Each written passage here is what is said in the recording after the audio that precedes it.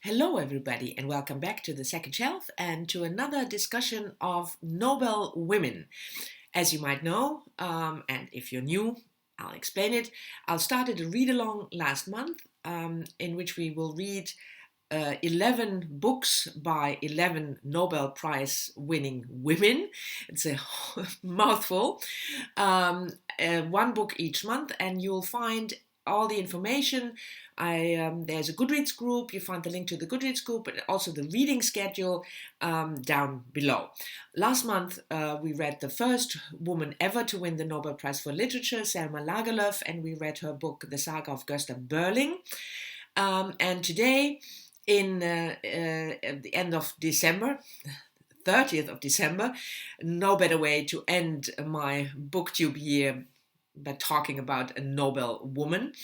But anyway, this month we read the second winner, Grazia Deledda, an Italian writer who won the Nobel Prize for Literature in 1926. She was born 1871 and she died 1936.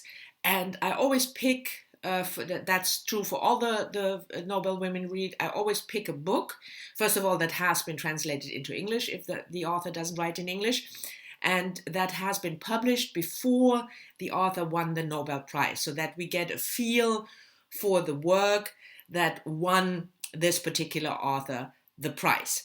And for our December read, I chose this one, Reeds in the Wind, which was published in 1913, so a good decade before she won the prize.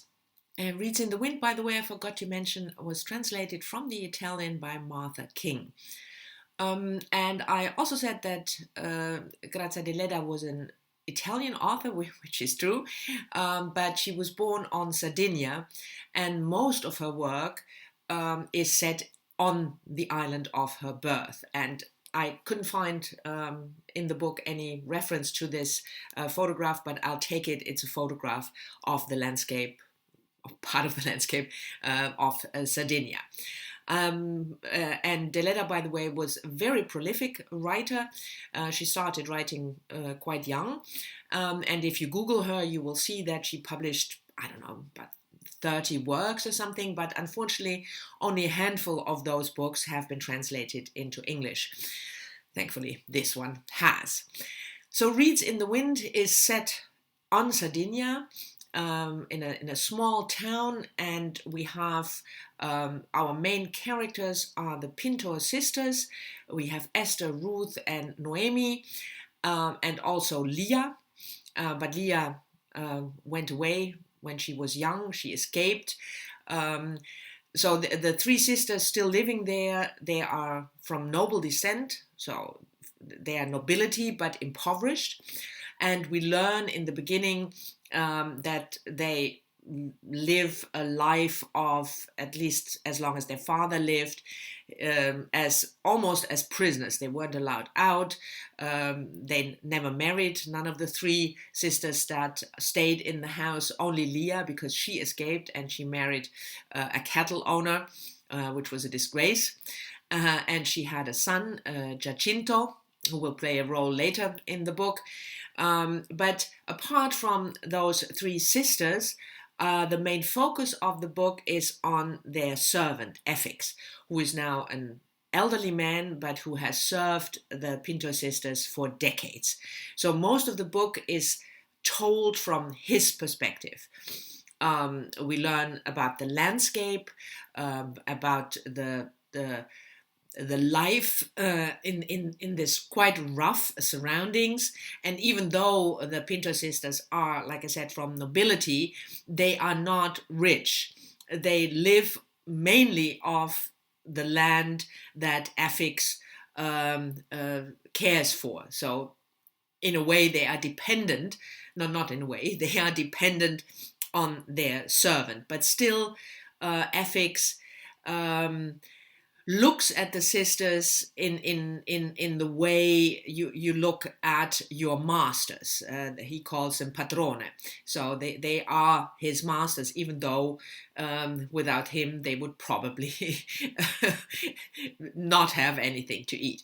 But anyway, the story of the book um, is mainly about the relationship, first of all, between the three sisters, and what happens when Giacinto, the nephew, Leah's son, who Leah has died and her husband has died, but when Giacinto comes back to his family home.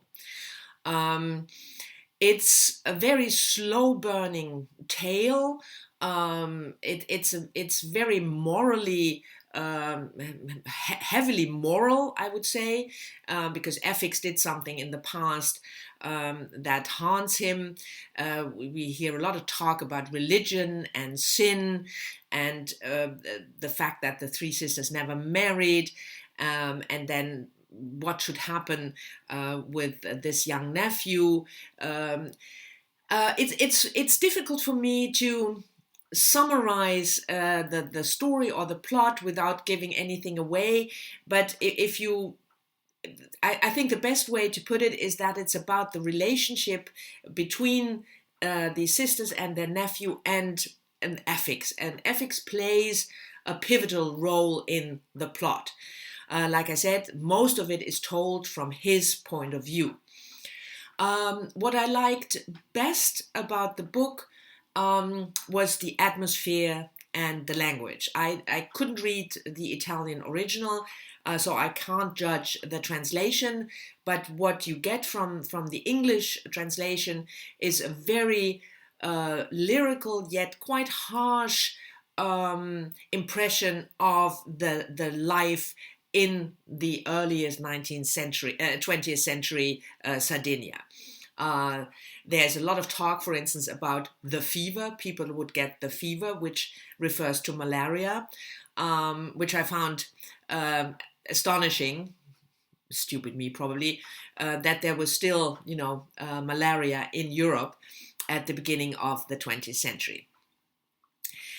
So I liked that part. I really got a good idea of the landscape you see here, the beauty, but also the harshness, the roughness, and that people, the fate of the people is the wind. They are just, blown by fate here and there, and they have to bow with it. They have to go with it like reeds in the wind, because otherwise they'll break. There's a very heavy religious undertone in the book, which is not quite my cup of tea. It's just not my thing. And I also find, the story, it was just not quite for me.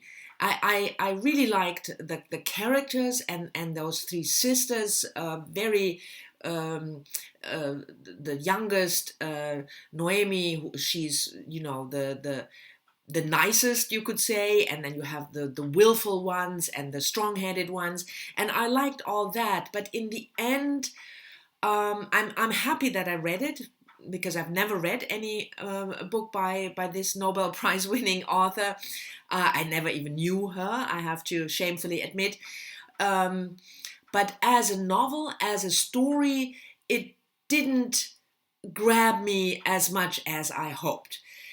I'm really interested, if you read it, what you thought of it, if you had the same impression about the story and the atmosphere and the landscape, whether you liked it or not. So I'm really interested to hear.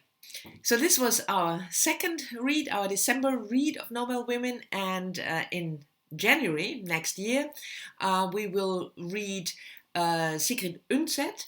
She's a Danish author born a little bit after Grazia Deledda, and she won the Nobel Prize for Literature 2 years later in 1928, and she's most famous for her chunkster of a trilogy, Kristín Lavransdatter, about Kristín, who is Lavran's daughter.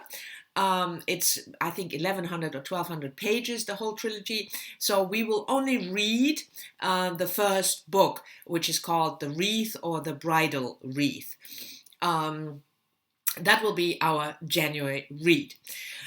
So thank you very much for watching. I hope you enjoyed it, and I also hope that you have joined or will join in this read along, and that you will read the first of Kristin Lavransdatter with me in January. And I wish you all, because it's the 30th of December, I wish you all a very happy New Year's and a good start of 2019. Looking forward, as always, to your comments, and I'll see you all soon next year, beginning of January. Bye-bye.